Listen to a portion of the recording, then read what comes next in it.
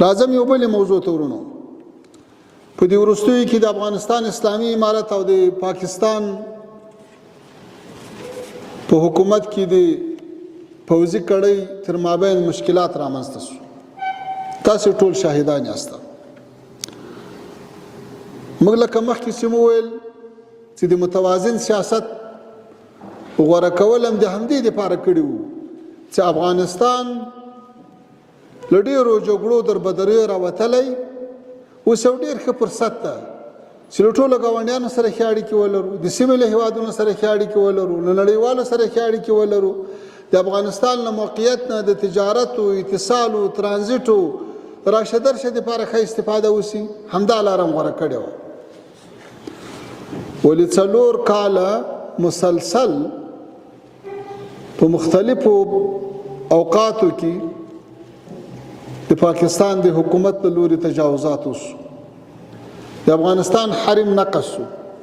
په افغانستان کې عام وګړي، دکانونه، مارکیټونه دا بمبار شو. بالاخره خبره دې ځای ته ورسېدله چې د افغانستان د پلازمینې کابل حرم هم نقض شو. نو اسلامي امارت هم غبرګون ته مجبور شو، عکس العمل ته مجبور شو. بیا په همدغه سلسله کې د موږ دوستو هیوادونو رابطې وکړې او د هغوی په کوربتو باندې مذاکرات شروع شو. د مذاکراتو اوله برخه، اول پړاو په قطر کې او وروستي 2 پړاوونه د ترکیې په استنبول ښار کې وو.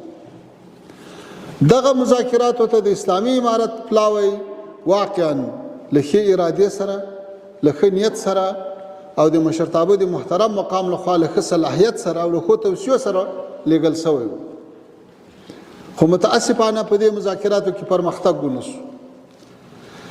د نه پرمختګ تر ټولو لوی لامل دا و چې د پاکستان استازو په مذاکراتو کې ځینې هغه وړاندیزونه او غوښتنې لرلې چې هغه د عمل وړ نه وي، هغه معقولې نه وي.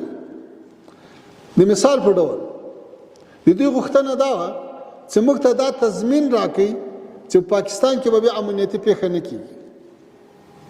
نو آیا موږ د پاکستان د امنیت ذمهوار یو؟ آیا موږ هلته 16 ساعتې پوځونه لرو؟ آیا هلته موږ د پولیسو یا د پوځ واګې په لاس کې لرو چې موږ امنیت ټینګ کړو؟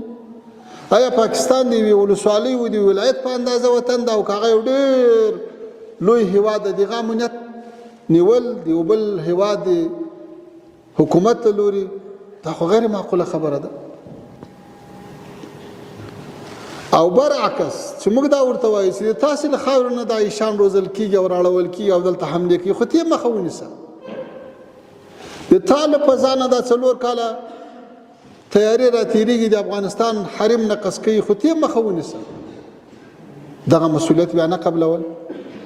حتی یوارې دا غوښتنه هم وسوه چې د TTP ګروپونه د افغانستان ته واړول شي. افغانستان لیونی دی چې د تا غم خپل کور ته راوړي. یوارې دا الزام لګوي، دا تور لګوي چې په افغانستان کې TTP ده او هغه په ما حملې کوي. بیا بیرته وړاندیز کوي چې د TTP د پاکستان میشت ګروپونه او قطاعات افغانستان ته واړول شي. نو خپلوی لاس غم زیاته جنجال جوړوي. دا هېڅکله د منلو وړ نه ده. بل ورونو دوی چې له موږ نه دا غوښتنه کوي چې د ډیورنډ په کرښه باندې له افغانستانه د TTP ځواکونه راوړي او په پاکستان کې حملې کوي. دلته څو سوالونه دي باید جواب ورته ویل شي. آیا د ډیورنډ په ټوله کرښه باندې د جمهوریت او د امریکا د اشغال په وخت کې سیمې خاردار نه تېر شوی؟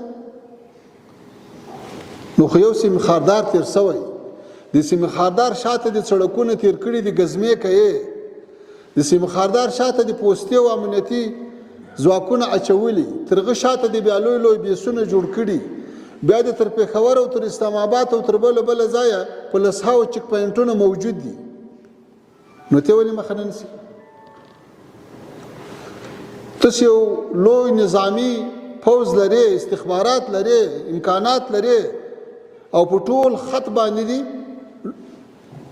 امنیتي کیمرې هم لګولې دي، نو چې هم له کیمرو در تیریږي، هم له سیمې خارداره در تیریږي، او هم د له پوستو تیریږي، هم د له چک پوینټو تیریږي، او بیا هم ذموار افغانستان وي. دا ګوره ډېره له حقیقت نه لرې ادعا ده.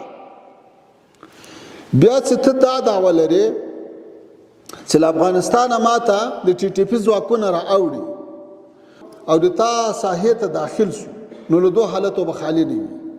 که د تا په ساحه کې وي نو ولې کنټرولوي نه؟ او که بیرته افغانستان ته راوړي او بیا در راوړي، نو خو زه هم دعوه در باندې لرم، ولې راپرېږدې دې خاورې ته؟ ته ولې مخه نه نیسې؟ ښه ته ولې راپرېږدې؟ غاړه نه ورته ږدي. خو د دې باوجود په مذاکراتو کې د موږ ملګري د موږ ټیم تر اخره پورې هیڅ وارې داسې نه ده پېښه شوې چې د موږ ټیم دې ویلي چې زه تر مخ ځم بس نورې خبرې نه کوم. بیا هم مذاکرات د دوی لخوا ترک شوي دي، وړاندیزونه د دوی لخوا رد شوي دي، او بالاخره د موږ ټیم خپلو هېواد ته راستون شوی ده. نو په دې سلسله کې ورونو بیا هم موږ دا وایو چې افغانستان خاوره به د چا په ضد نه استعمالېږي. موږ د پاکستان ورور مسلمان ولس ته احترام لرو، علماء کرامو ته احترام لرو، سیاستمدارانو ته احترام لرو، د هغوی نظریات رغنده دي. حتی په حکومت کې یوه لویه برخه داسې نظریات د خیرخواهۍ دي، د روغې جوړې دي، د جنګ د نه غوښتلو دي. د ټولو ته موږ د قدر په سترګه ګورو او کوشش هم دا ده چې خیر ورته ورسو. یو مسلمان باید بل مسلمان ته خیر ورسوي. خو که بیا هم ځینې کړۍ ځینې پروژې تطبیقوي، نو بیا په افغانستان هم له خپل ځان نه د دفاع حق لري، دفاع به کوي. نن الحمدلله ټول ولس له نظام سره ولاړ ده او له خپلې خاورې نه به په میړانه سره دفاع کوي. بله دا د ورونو چې د پاکستان ستونزې نوې نه دي. آیا تاسو ټولو ته نه ده معلومه چې ټي ټي پي په پاکستان کې له تېرو 25 کلو فعاله ده؟ آیا د پاکستان حکومت خپل اعلان نه کوي چې موږ 80,000 کسان په تېرو 20 کلو کې په جنګونو کې تلف شوي دي؟ آیا په همدغه پاکستان کې بمبارونه نه و شروع؟ آیا ډرون حملې نه کېدې؟ آیا په اسلام آباد او په کراچۍ او په پېښور کې حملې ونه سوې؟ د پاکستان پر رئیس جمهور مشرف باندې حمله ونه سوه؟ په وزیرستان کې 300 پوځیان د حکومت د ټي ټي پي لاسته ونه لوېدل؟ نو چې دا ټولې سلسلې ډېرې پخوانۍ دي. حتی که موږ په یوه موضوع کې مخته ورسره ځو بله را مخته کوي. آیا په افغانستان کې د بیلیې کوم وګړی چا لیدلی؟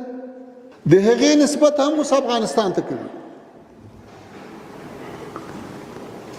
اوس که ته دا وایې، د یو دلیل دا وایي چې کله په افغانستان کې اسلامي امارت حاکم شوی، نو پاکستان کې حملې ډېرې شوي دي. نو تاسې نن د ټي ټي پي د حملو ډېرېدل نسبت افغانستان ته کوي، نو تا خو بیا 2 وارې له هند سره هم جنګ وکړو، هغه هم په افغانستان تاوانوي. تا خو له ایران سره هم جنګ وکړو، هغه هم بمبار در باندې وکړو، تا هم بمبار پرې وکړو، هغه هم په افغانستان تاوانوي. تا خو عمران خان غوندې قوي شخصیت او د هغه تنظیم هم ټول په بندیخانو کې واچاو، مخالفت یې ورسره راغی، هغه هم په افغانستان تاوانوي. ته خو نن له تحریک لبیک سره هم په جنګ اخته یې، ته خو نن له بلو ټولو سره اخته یې، دا به ټول په افغانستان تاوانوي. نو د تا خو اقتصاد هم خراب شو، د تا خو کرنسي هم راولوېده، تا ته خو نور هم ډېر مشکلات پیدا شو، دا به ټول ته په افغانستان تاوانوي. خو برعکس افغانستان تا ته د ترانزیټ لاره درکړه، له تا سره یې ښه تجارت شروع کړو، تا ته یې د ښه نیت لاس تر اوښ کړی. د تا اولني حکومت په وخت کې د موږ اړیکې ډېرې ښې وې، رغنده وې، دواړو هېوادو ته ګټه وه، تجارت زیات و، ترانزیټ وده وکړه. خو چې ته خپل وضعیت نشې کنټرولولی او ته خپله نورې ارادې لرې، نو دا ملامتۍ ګوته باید افغانستان ته ونه نیول شي.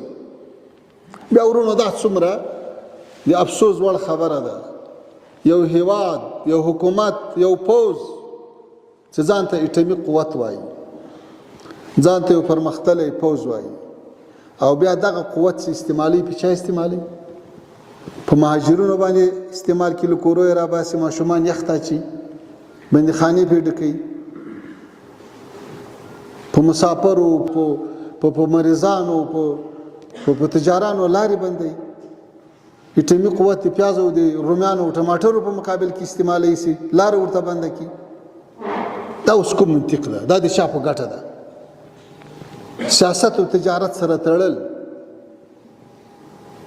یا جنجال د ټي ټي پی سره ده او مشکلات مهاجرینو ته جوړوي. موږ دا وایو چې د ډیپلوماټیکو اصولو په رڼا کې په یو معقوله تګلاره باندې باید مختصر ولاړ شو. د امارت خو ستا پرو چې ته ټي ټي پی سره کېنول، ستا مذاکرات یې د وکړو 90% مسله حل شو، خو تا بیرته خراب وکړه.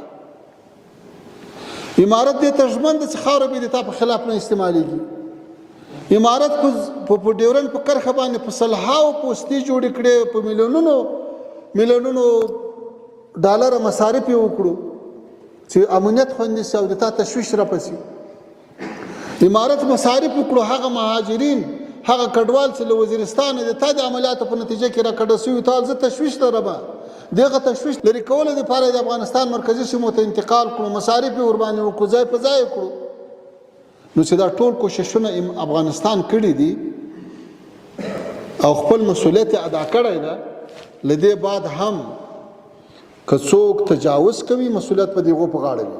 خو زه خوشحاله یم چې د پاکستان درانه ولس، علماء کرامو او سیاسیونو دا حقایق درک کړي دي او امید شته چې دا وضعیت به کنټرول کړي.